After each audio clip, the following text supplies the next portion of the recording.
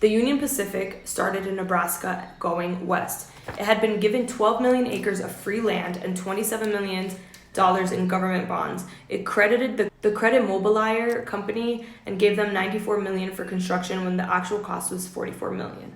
So you're already seeing a lot of thievery, a lot of fraud, a lot of finesse, and not just a little bit of money. We're talking millions and millions and millions of dollars going to very specific groups of people and companies.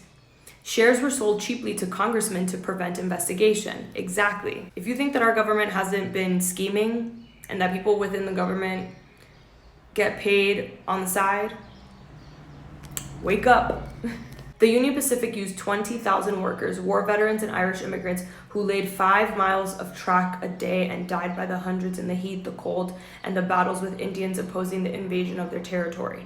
The wild fraud on the railroads led to more control of railroad finances by bankers who wanted more stability, profit by law rather than by theft. By the 1890s, most of the country's railroad mileage was concentrated in 6 huge systems. 4 of these were completely or partially controlled by the House of Morgan. We're talking about JP Morgan. Like Chase, the bank, Chase Bank, JP Morgan, Chase. Morgan had escaped military service in the Civil War by paying $300 to a substitute. So did J.D. Rockefeller, Andrew Carnegie, Philip Armour, Jay Gould, and James Mellon. Mellon's father had written to him that, and I quote, "A man may be a patriot without risking his own life or sacrificing his health. There are plenty of lives less valuable."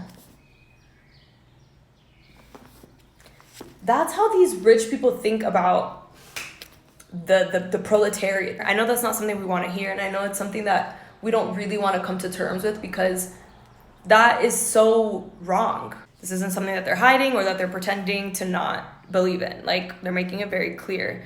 And so these are the people whose children go on to lead companies and shape society. And so do you think that they're going to shape society fairly? Do you think that they're going to shape society to be reflective of the needs of the collective?